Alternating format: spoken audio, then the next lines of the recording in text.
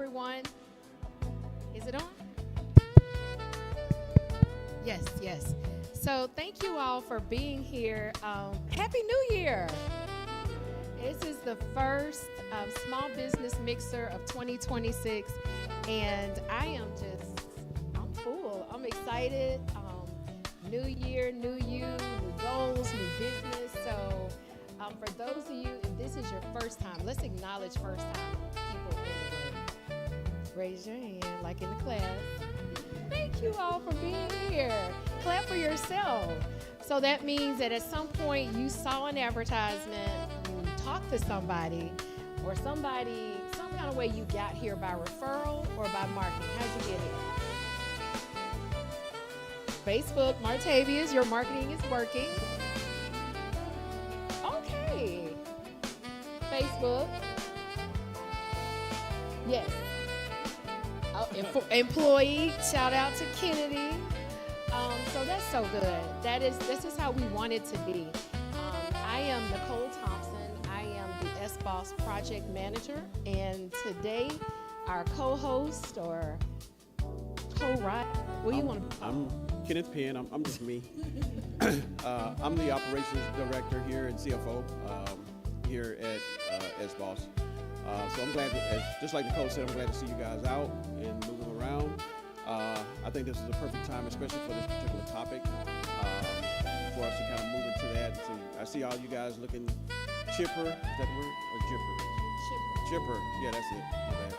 But and ready to go. So hopefully you guys have already gotten off to an awesome start. So Nichole is going to kind of lead this off. And I guess we got a couple of housekeeping things that we want to kind of make sure we cover. And I want to give the announcements. Excuse me, Martavius, can you turn the volume down? Okay.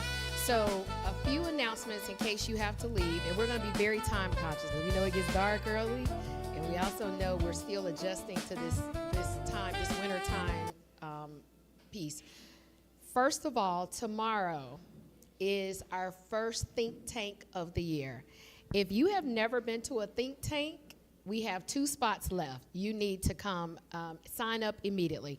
So what the think tank is, it's you coming to sit with the coaches one-on-one, spilling out your idea, where you are, if it's not an idea, if it's a business, and we give you, and it's normally like 3 or 4 of us. Tomorrow it'll probably be 2 to 3 people, but we give you the play right there. It's not a coaching session one-to-one, but you get the play. So if you said, hey, Nichole, it's the new year, here are my goals, we're going to give you your feedback on the spot.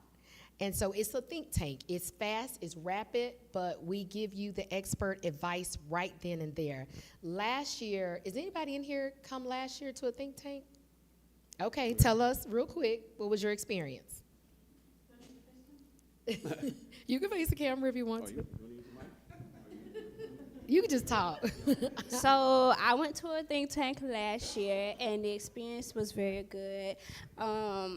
Kenneth and Dr. Nichole, they were the people who had listened to me and gave me my feedback, and they were very informative and very helpful, and they even gave me some ideas that I didn't even think of. So I would highly recommend, if you're stuck or you're trying to get off the ground, to sign up. Yeah, well, thank you. And we did not ask her to do that. So, yeah. So it is so good. We've had people come back and say, hey, I didn't even think about I could do this or I could move like that with my business. And it was good just to get it from different perspectives. Ken and I have worked together for years, but we think differently. And the diversity of thought is so good when you're in business or you're thinking about business or you're thinking about scaling. I firmly believe you never want a team of like-minded people. Some people brag like, we all think alike, me and my friends think alike. I don't want that. I feel like to challenge yourself, you need the diversity of thought, because I may have a blind spot.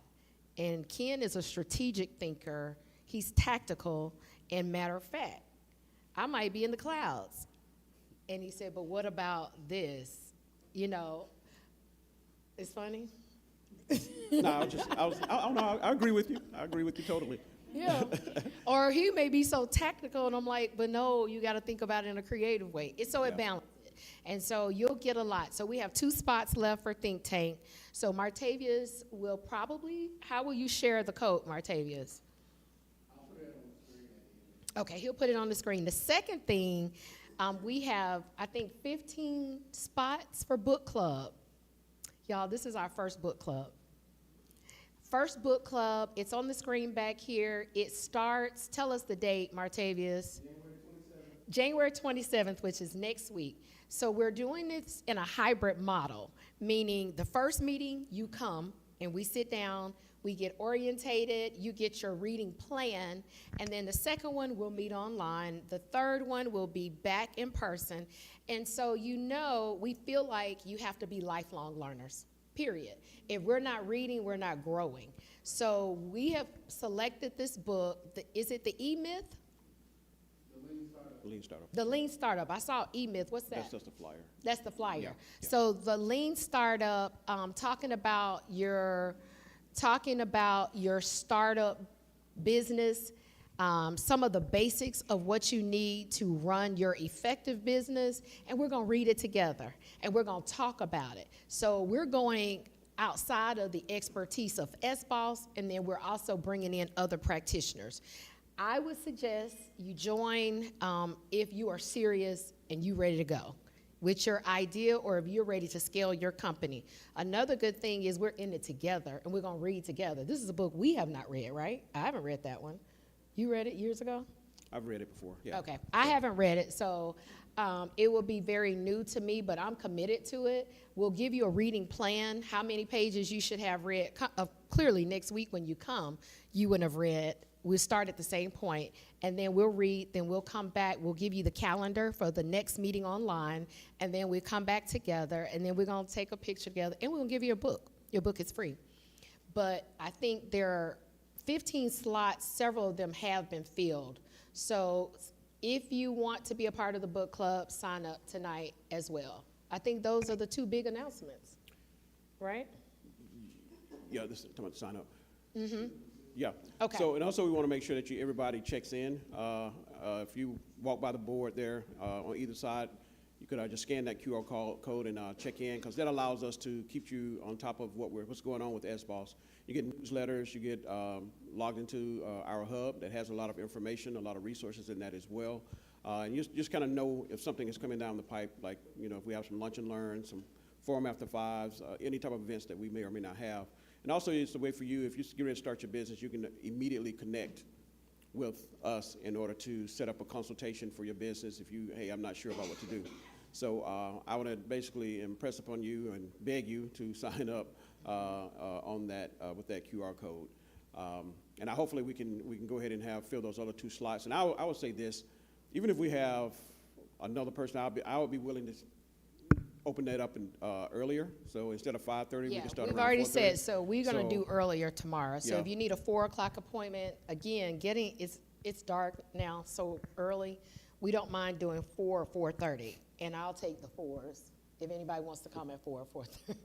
So we'll be here at 4 9 o'clock. 4:30. You'll Yeah. be here. Last time we were here to like 9 o'clock. But anyway, so we're going to get started because, again, we'll be out of here by 7 because we really want to stay on our time schedule. So this is how we're going to operate tonight. Tonight's segment is called Set It Off on Purpose.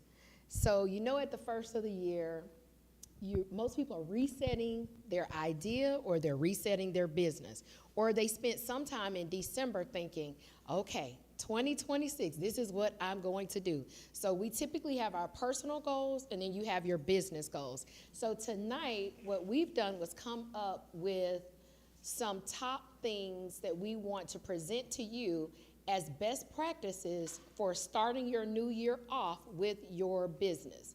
Now, we have a whiteboard over here, and we want this to be very free-flowing.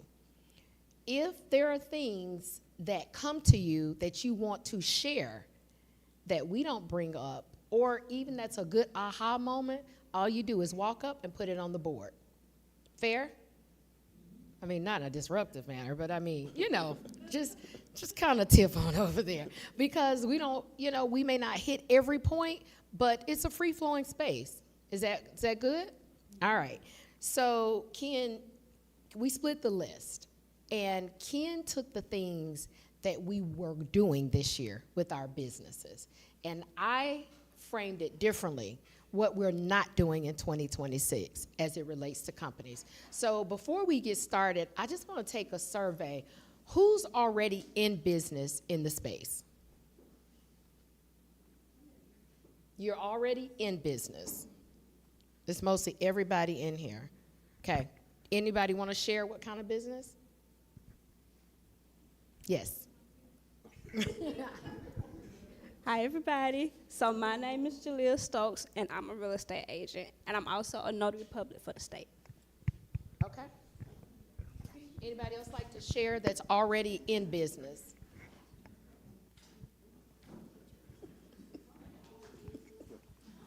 Yes, my name is Michael Wilson.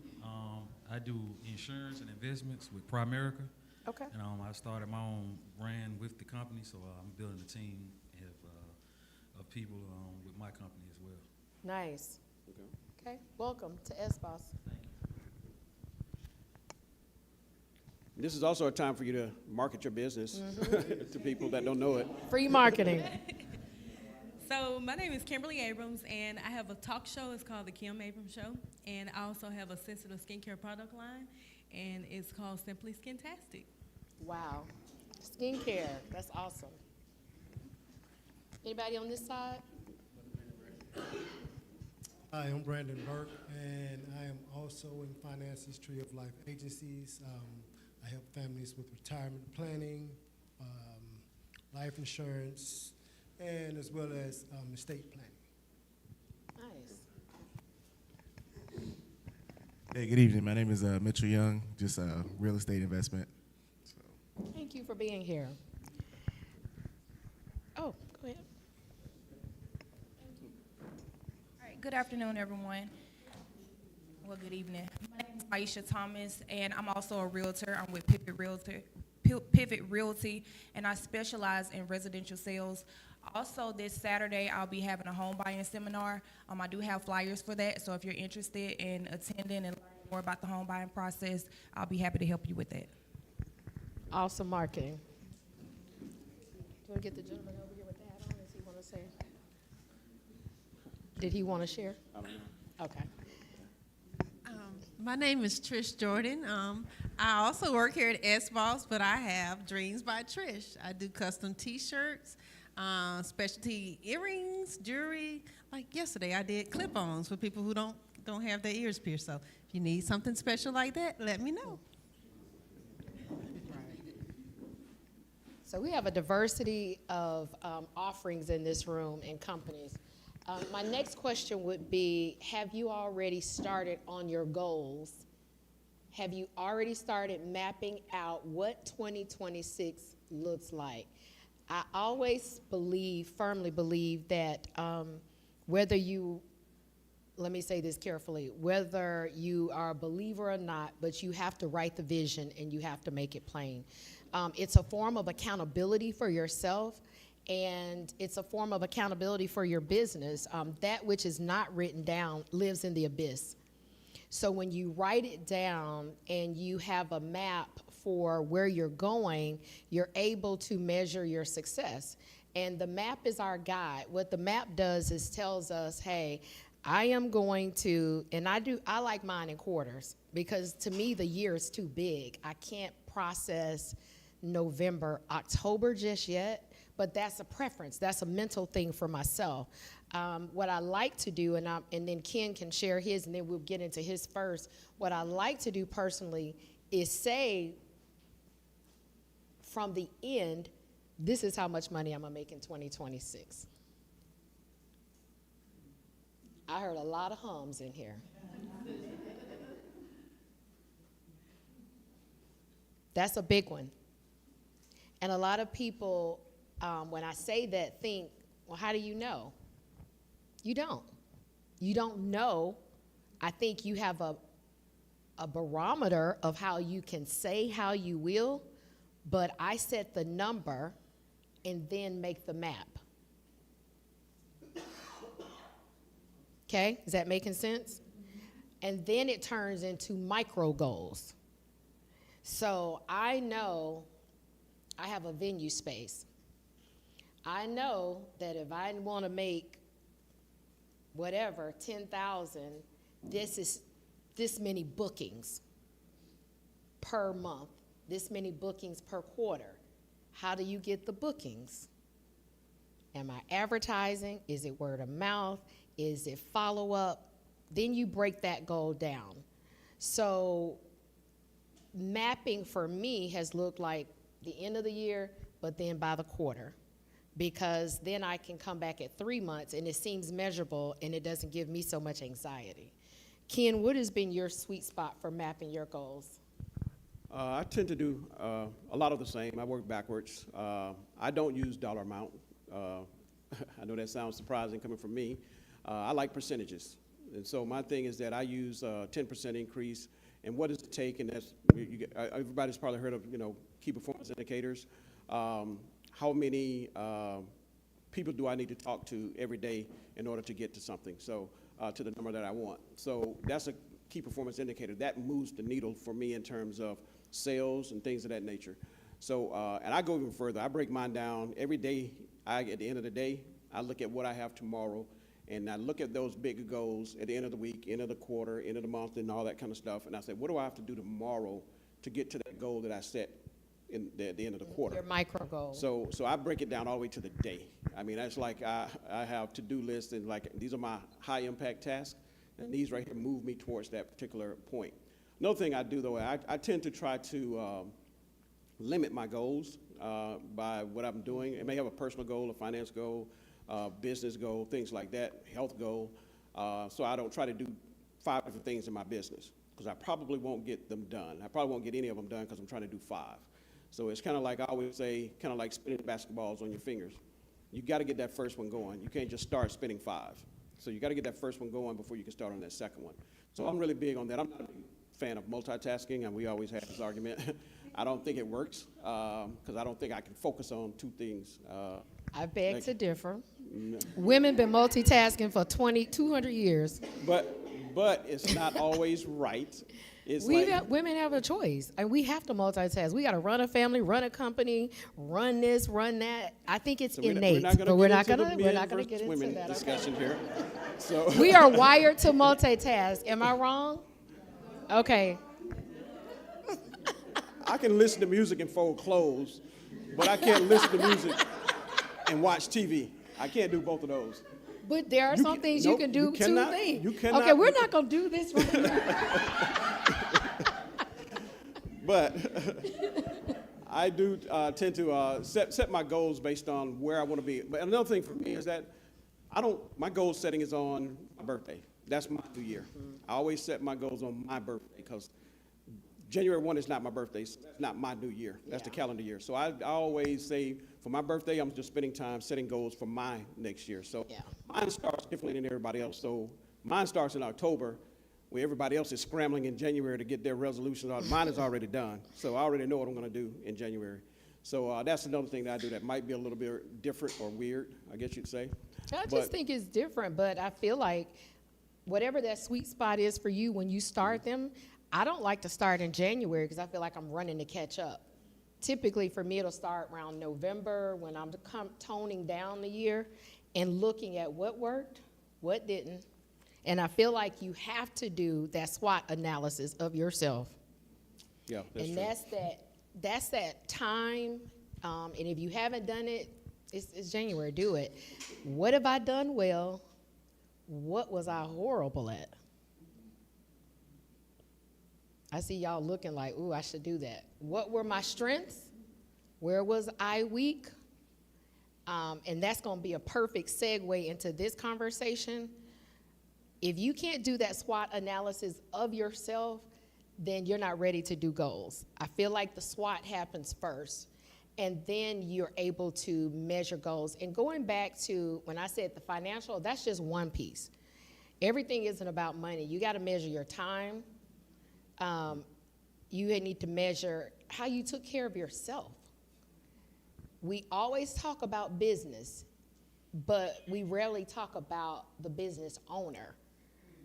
And we did a health segment November, and it was so impactful because we have to understand that to do this and to be out here hustling and thinking all times of night, the brain of a creative, of an entrepreneur, I say has at least 10 to 12 windows open at all times, like a computer. There's always a window open. There's always a thought. Where's that music coming from? Huh? Where's that music coming from? Yeah. You know, so Like, I mean, it's just the most random stuff. yeah. I made a mistake, and I'll share this and we'll get into it. I made a mistake of getting out of my bed 2 nights ago, like at midnight, to get water. Why did I do it? Because at that point, I'm like, you know what? I wonder if I could. And then that thought led another thought. Then it was 3 a.m., and then it was 4 a.m., and then I was writing stuff down. Like, it's hard to control sometimes. But then you have to say, if I'm going to be a productive entrepreneur, how am I resting? What am I doing for my cardiovascular system, my health? There's a study out that says the health of entrepreneurs is at a greater risk than those that just go to a regular job. It is. You work more hours, you're invested in a different way, and then if you're out there full time and you've taken the leap, oh, that's a stressful thing. It could be very stressful, and you have to have a way to manage it. So the first thing, I know this is not part of the script. I know you're doing the what we are doing, but I'm gonna throw my first one in, and that is taking care of you, the business owner. Because if you do not take care of yourself, you will not be here to see this business grow. So that's whether that's healthy eating, whether that's health walking, cardiovascular, mental health. You know, people love to talk about the glamour of business, but a lot of times they miss the pitfalls when it fails. Because not every idea is going to make you $1 million. Some of them are going to cost you a lot, and it's a bad business. And then you got to close it. How are you handling failure?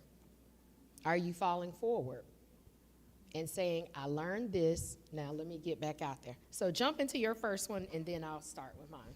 Well, one of the things when I try to kind of start doing my goals, I kind of look back and say, if money or time wasn't an issue, what would I do with my business?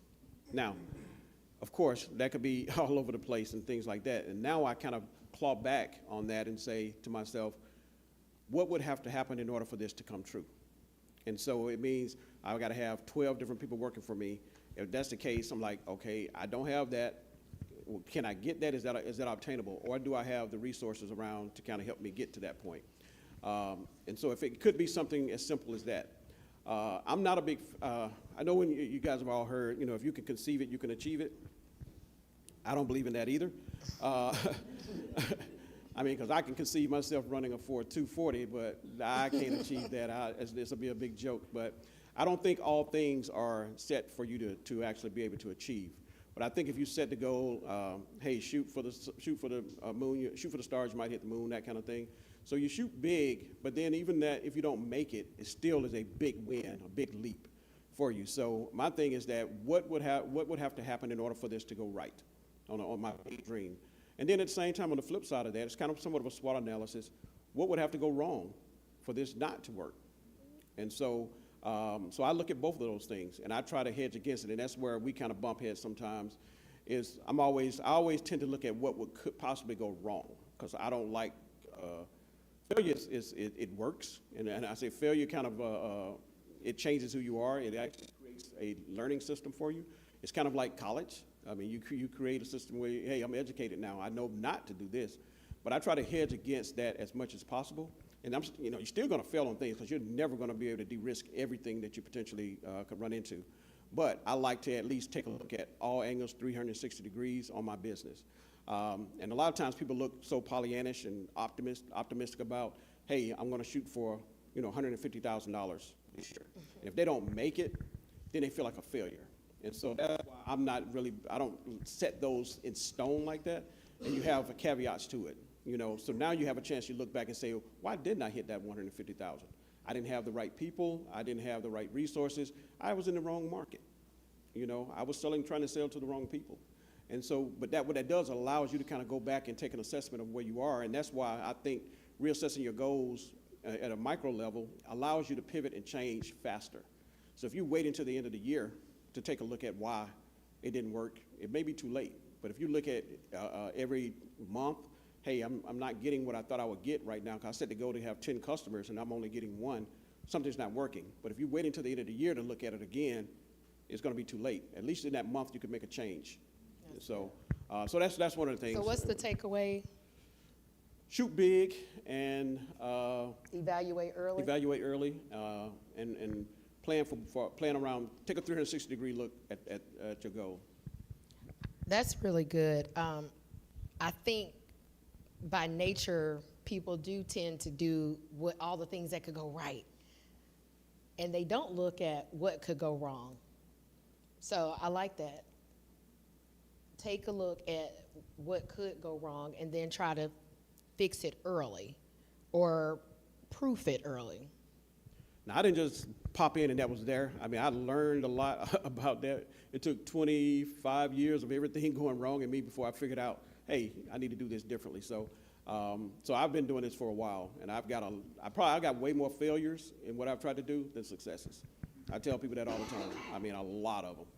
And some of those were big, and so now I'm like, okay, I'm gonna reduce this big loss, and so at least I'm gonna lose fast, and I'm gonna jump out fast. So I tend to do that quite a bit too. So, but anyway, on yours. Okay, so my list is what we're not doing in 2026. So what we're not doing, we are not relying on memory or holding our business in chaos, meaning we are putting systems in place,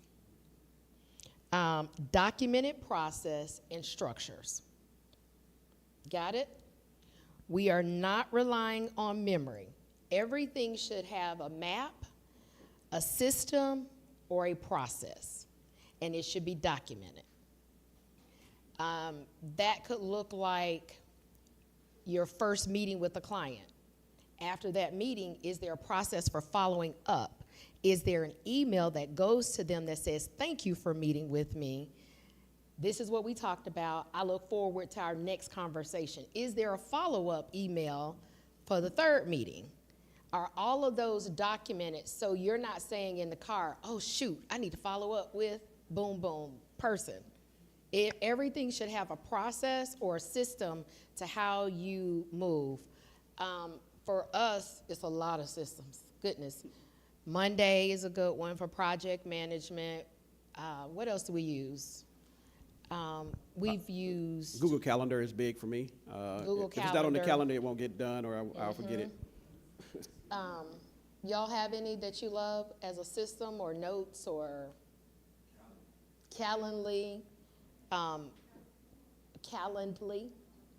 Otter has become our best friend. Y'all use Otter? Do y'all know what Otter is? So, will change your life.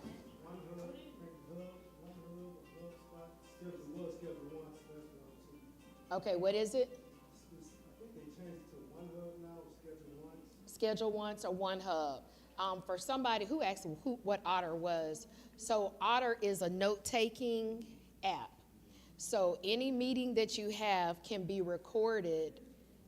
If it's synced to your calendar, it will automatically record a Google Meet, or also you can turn it on just for any conversation. But not only is it recording it, it's AI generating the notes at a quick, high level. Who said what and what are the takeaways?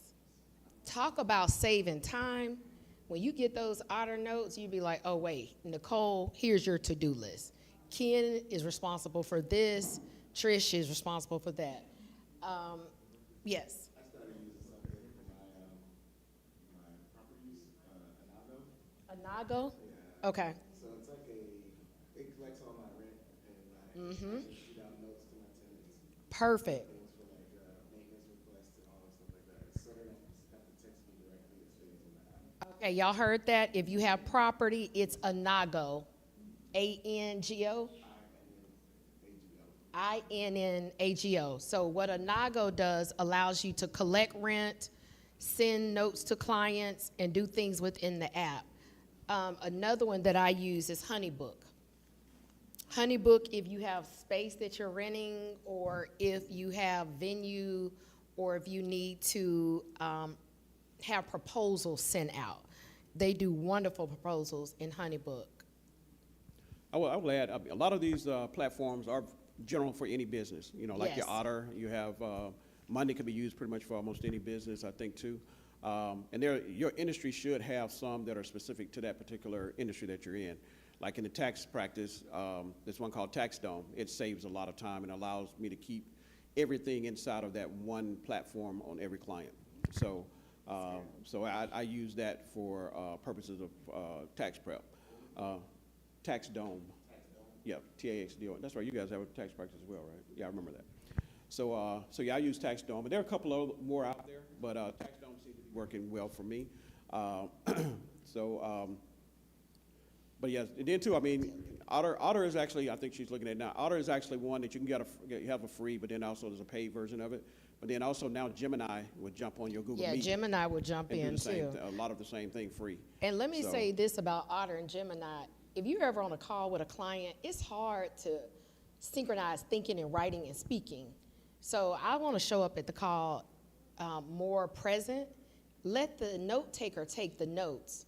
Or what I love about Otter, if it's something that I can't attend and other folks have attended, the notes are going to come to me. So I'm not calling saying, hey, can y'all send me the notes, or what did y'all talk about? It's going to send me the notes anyway. And then you can just put them in a folder in your email and then go back and look at them to see what was said. I was going to say too, Monday has been, I love Monday. It's been helpful for me because I can put every project I have and every goal, and then it's going to send me the reminder. Like, okay, this was your goal for the quarter. Where are you? You're midway. You can set your calendars to prompt you, to remind you to send a thank you to all your clients or to send something out. Systems matter. So what we're not doing is ignoring systems. We are going to be organized in our businesses, and there are tons of softwares and tons of AI products that can help us be organized, and not just organized, professional looking and sounding. One of the sessions we talked about proposals and what they should look like. Canva. Make your proposals in Canva. There is no excuse for a sloppy proposal. Get the template, make it look great. It should look good on paper, and it should have features that speak to the client, for sure. Well, when you're speaking of systems, I will throw this out here. There are some books out there too that speaks to certain things, systems thinkers and things like that. But one that I found that was it was so simplistic, it was crazy, but it was a great book called The Checklist Manifesto. That was a great book. Basically, they created systems using checklists. So similar to like a pilot, they got this 10-point checklist before they take off. You know, so what it does, it just kind of triggers you to remember certain things. You have a checklist on closing if you have a retail establishment. Hey, before we close, we got to do this. Hey, we got a restaurant. Hey, here's a checklist. Make sure all the ovens are off. Make sure, you know, the lights are here. All these things are done. And so what it does, people get so used to doing things that you could easily skip a step. You know, and it's that one time you skip a step where you're going to run into a problem. Yeah. Like, I forgot to turn the oven off, you know. I mean, like me sometimes, did I unplug the iron? I don't know. Let me run back home. And, I haven't done that in a while because I don't iron clothes, but it's been a while since I've done that. But yeah, so you create these systems using checklists and things like that. So I just kind of wanted to throw that book out there. Oh, that's a good one. All right, so it's on you because I can't wait to share my next one. This one is so good. Oh. And so I'm going off of rote memory here. So one of the things that I do when I set goals, I tell somebody what I'm looking at doing. And the reason I say that is because I need an accountability partner. Mm-hmm. And so, and I don't need someone to be like, oh, that's great, Ken. That's a great idea, as Nichole mentioned earlier. I need somebody to say, man, that's the dumbest idea I ever heard in my life. You know, now it's up to me to prove that it's not. Yeah, I mean, but you need it's that. It's a hard thing to hear. Yeah. And I feel like you take it with a grain of salt. Like, it's okay. Yeah, I mean, I will say this: we do it all the time, and we don't say it's a dumb idea, but it's almost like I don't think that's gonna work. Yeah, but it's a tug and pull, and I feel like it's ultimately gonna be up to you, but I wanna hear a different perspective, because my train of thought is not the only train of thought. So it's so good to have it. Yeah. So I just say, I mean, get you an Accountability. accountability partner. It doesn't always have to be, you know, in your circle that you Yeah. grew up in. It could be a circle outside of that. It could be a master class, round tables that you participate in. It could be somebody in here that you met today, and say, hey, look, hey, you want to be accountability partners? I mean, I do that. I mean, go to the gym. I mean, we're informal accountability partners, because I walk in the gym. If I miss a couple days, they'll, hey, Somebody's like, where hey, you we been? haven't seen you. Where you been? Yeah. You're gonna get back fat, you know. And I mean, just like that. I mean, they don't pull punches, and that basically forces me to kind of get myself back together, because I don't want to hear that again. Yeah. So I do think that finding somebody, whether it's in your industry or not, you know, to be able to be able to keep you accountable, and get that person that might be a little rough around the edge to just tell you the truth. So. That's good. I like that. So one of my accountability partners is one of my best friends who I went to college with, and she has a completely different industry. But we'll sit on the phone and talk and be like, well, how are you coming with your sales this month? And then she'll say, oh, well, have you thought about this? Because I heard somebody say this in Florida. So it definitely doesn't have to be someone in your industry, but accountability matters. Because if you hold it to yourself, sometimes you can fool yourself or placate yourself to thinking you're doing so well and you're really not doing anything. But, you know, we comfort ourselves because it's hard. This is accountability. Showing up here is accountability because you're with other business people and you need this. Somebody was saying, I can't remember earlier saying that they were happy to be here, and I was like, entrepreneurship is lonely. It is so lonely. And when you have ideas and you're spurred to be a creative, you need community. It's no different than a gym community, a church community, or the community in your neighborhood. You need people. We need each other. Sometimes you need just the fellowship among people that may have had a win, and you just need to see that somebody is winning in business so you can keep going. So all of it matters. So my second, what we're not doing this year, we are not discounting our prices based out of fear.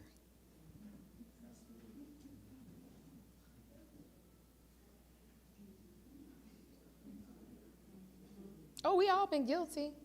I just want to get the contract. Let me make it real small. Or and sometimes, to be clear, sometimes you got to decide. If this is to get me in the door, you got to play the long game sometimes. But then sometimes you got to know and do it with your chest and be like, no, it costs what it costs. And that's my time, my talent, my energy, my product. So discernment on when to bulge on that pricing, and even a thought partner is what I say. If I'm thinking about going lower, I'm typically gonna run it back in. Just like, what you think about maybe modifying for this client or whatever. I would never, I'm gonna say never, but I don't think it's wise to reduce it without your accountability or thought partner.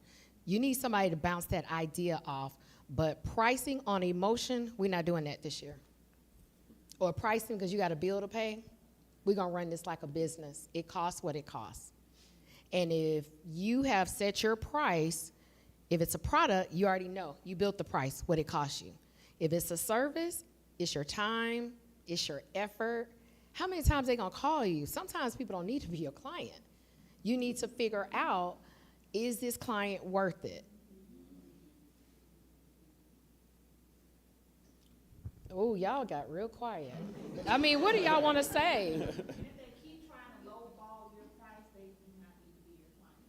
Period. No, because it devalues your product or it devalues you. I agree. Yeah, I have had a situation where I had to, quote unquote, fire a client because they valued what I brought to the table, but not pay for it. And so I had to kind of let them go. To your point, even today, well, actually last night, we had a tax return that we finished up, and it was a new client. And they were like, what should we charge on this one, Ken? And I was like, I gave them the number. They were like, that's pretty high. I was like, well, just shoot it. We sent it. 5 minutes later, ding, paid. I mean, it's just like that. And so what that tells me is that they value what we brought to the table. They paid it immediately. So that's going to be an awesome client. And so when I started out, I was just like most everybody. I was taking whatever walked in the door. Yeah. I didn't care. I was just taking it because I needed it to pay that rent. I needed a new computer. I need all of that. So after a while, when I started trying to creep my price back up, it became difficult. Yeah. They were like, well, why is it going up so much? And so now, but they got so used to basically getting free work. And so now they had to pay for it. They were like, well, I might as well go downtown at the time, to one of those firms. I'm like, well, hey, I took the same exam they did. So go down there and pay more. I mean, mine was still below what theirs was. But I do agree that do not be afraid to charge for your service. And there are some times, too, like Nichole said, that, hey, if I can get in the door on this one, Yeah. and show that what I can really do, then I can probably come back with a bigger contract and say, hey, look, now that you've seen what I've done, and then too, you could be looking at it like, hey, this is a marketing cost. I took a 20% haircut on this. That's 20% worth of whatever it is that I didn't have to spend on marketing and running and knocking on doors and going out to lunch, because them lunch meetings add up. Trust me, they add up quick. Because everybody doesn't like to eat at Popeyes. So I end up going to like nice restaurants like Piccadilly, but anyway, but in a bit. Is Piccadilly still in business? What are you talking? No, I haven't seen a Piccadilly in years. But to your point, sometimes you massage in relationships. You're trying to get the deal. It costs you a lot, so you have to make sure that price is truly intact, because some of this is emotional energy. You know what I'm saying? Some clients can wear you out. And I know you experience that with tax clients. And it's tax time, they're going to call you and text every 5 minutes. Fortunately, I got somebody that's kind of standing in the gap now, so I don't have to deal with most of them, but that helps. Okay, give us, yes.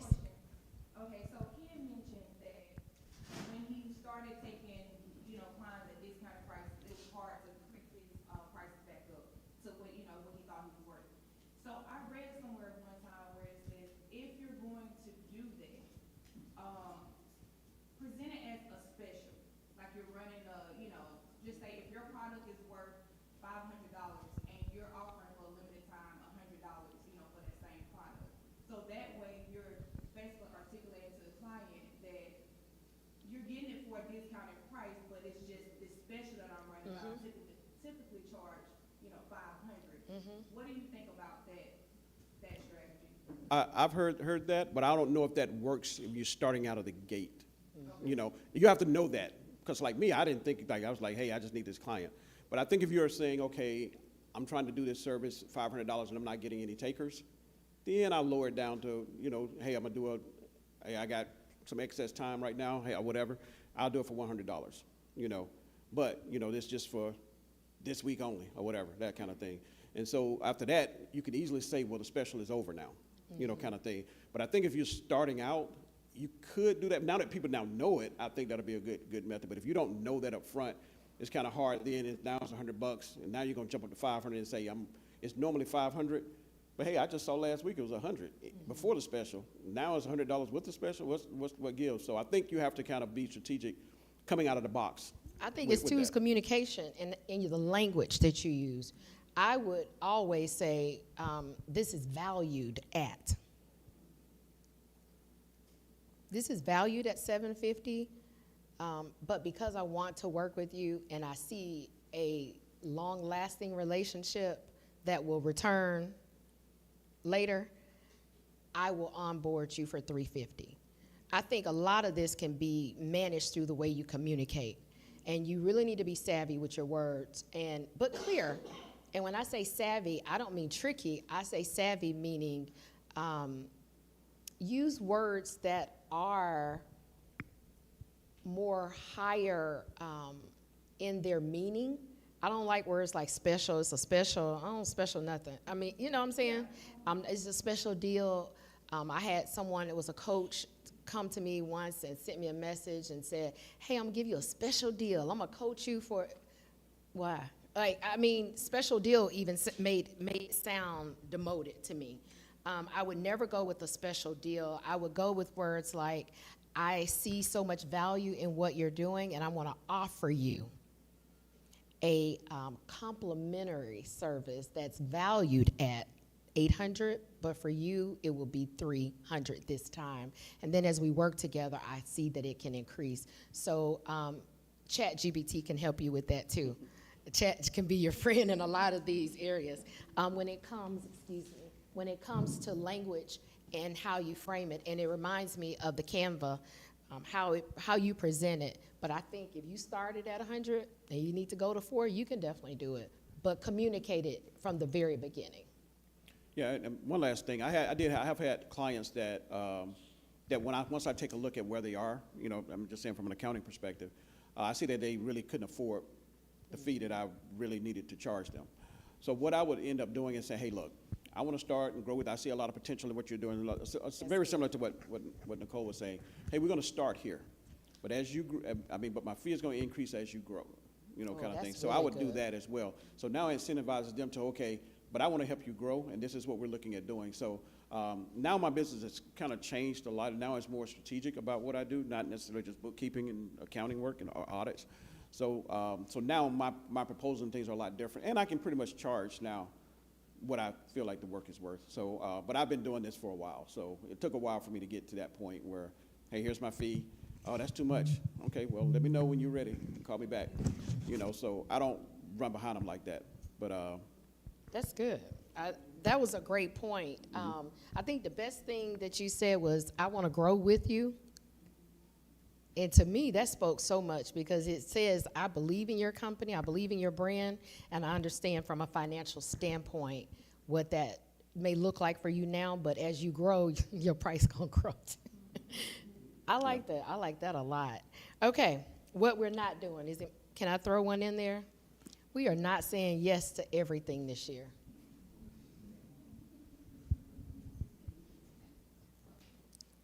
Somebody said, we were just talking about that. Every deal is not the deal you're supposed to take. Every opportunity is not long game opportunity. I'm gonna let the silence fall in the room. Every game, every opportunity is not, just like every client is not your client.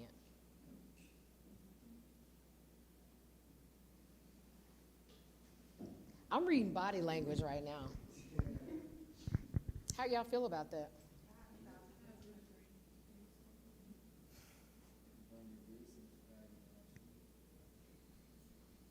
You have to sit, Martavia's throwing the clock up. I want to sit with this one for a second because a lot of times when we start off, we just want to make the money because we got stuff to do. We got brand, we trying to build, we got to get the bills paid. But we're not saying yes to everything. I'd rather grow slower than yes and be all over the place. We're not taking every meeting. We're not taking every call. I think you have to shape yourself in that way so that you protect the brand and your peace.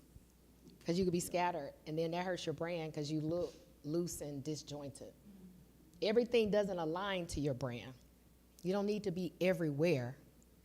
Some things just don't align. I personally am very careful about where I am as a business owner. Some places you just don't need to be because it impacts your brand. Anybody want to say anything about that? Because the room is really weird right now.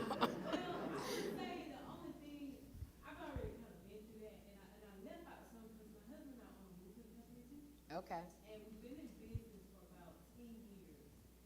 And it has just ups and downs and things like that. So I've already kind of went through that. And I think that's why, like with my talk show and my skincare line, I move at a slower pace. Yeah. Because when we started the moving company, we were 19, 20. Mm-hmm. And we didn't know which way to go. We were just like, I was like, whatever, any money. We were charging like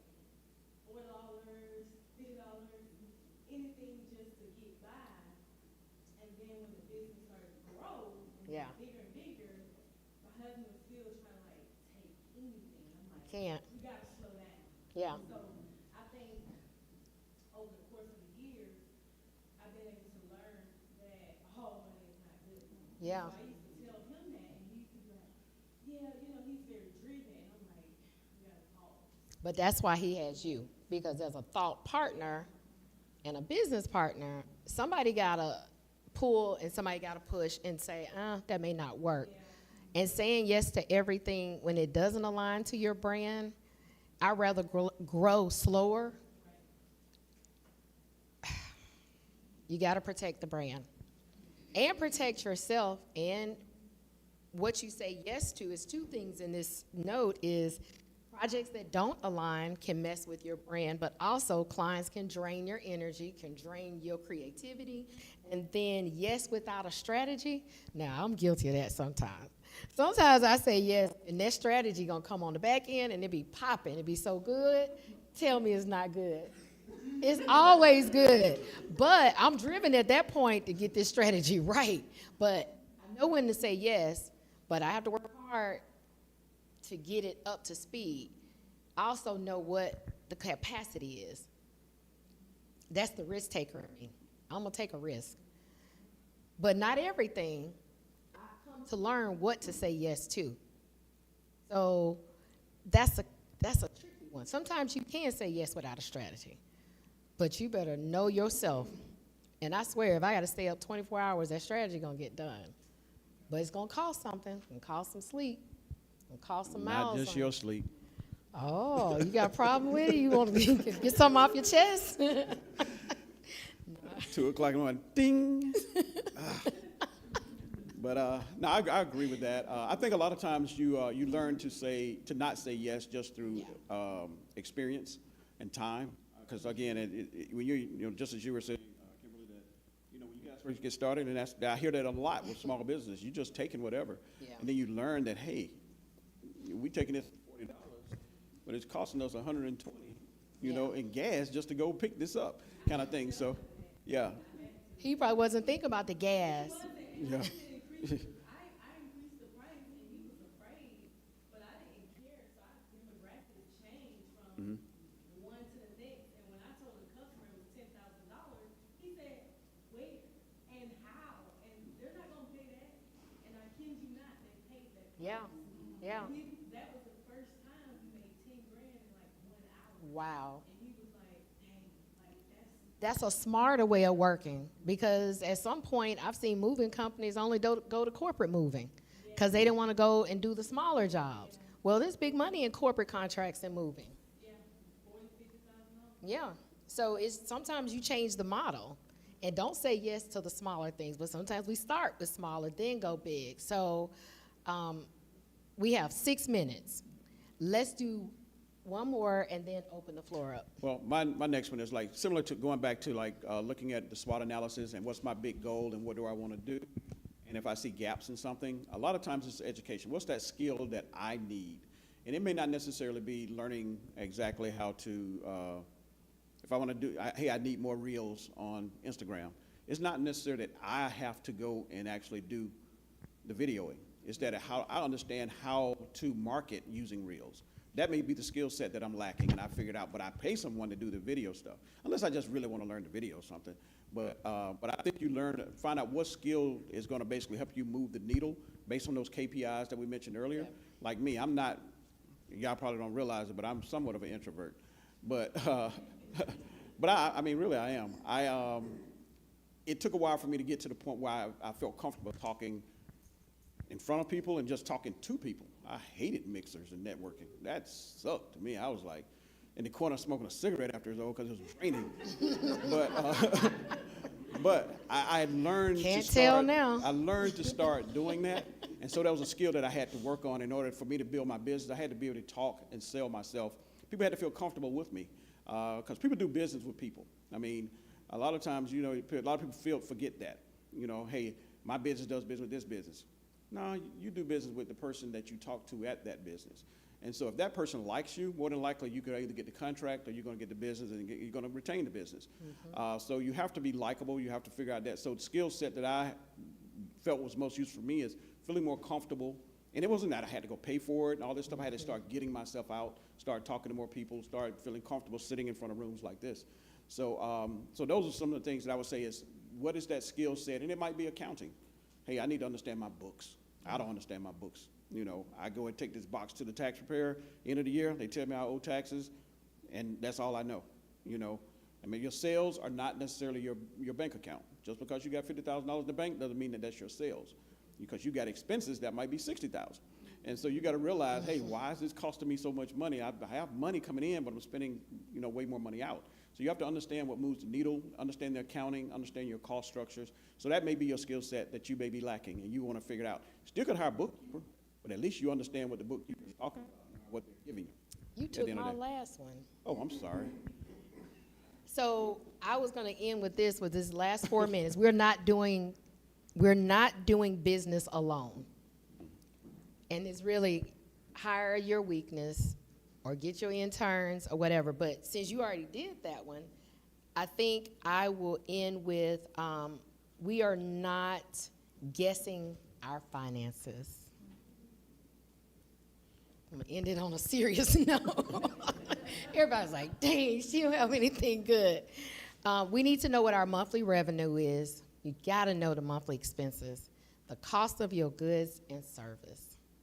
And we'll end on that because one of the things that we saw with working with clients right during COVID, honestly, and afterwards, that business owners just didn't know their true numbers. And they didn't understand their profit, their loss. They didn't understand what they needed to get PPP loans or to be able to go to the bank. You have to know the numbers, and you have to know what your expenses are and how that affects your bottom line. And sometimes we run after opportunity because the opportunity looks good, but does the number really work? Ken and I are part owners of a leather handbag company out of Ethiopia, and we are experiencing a lot of that right now. We know what those numbers are, but now with tariffs and shipping being skyrocketed, we are really at a tough place asking ourselves, do the numbers make sense at this moment? And numbers override passion. Numbers override, what people say, this is my mission, God told me to do it. Does the number make sense? Because I cannot be in the hole getting handbags to America. So I'll end on that very sobering note. You have to know your numbers. We have exactly 2 minutes, according to our clock. We're going, and Martavis, can we have 5? Because it's 6:59. Any closing thoughts or questions that you have for us? Was this helpful? Yes. Oh, good. I'm so happy. Please join the book club. I haven't read the book. I think it's exciting to read together. It's like we're in a little cohort like in my class, and we can just learn together and talk through the chapters that we read and really just help ourselves grow, which ultimately is going to help our business grow. So sign up for that, and we have 2 spots left for Think Tank tomorrow. So see me, Ken or Martavis, if you want those slots. And then closing remarks. Anybody?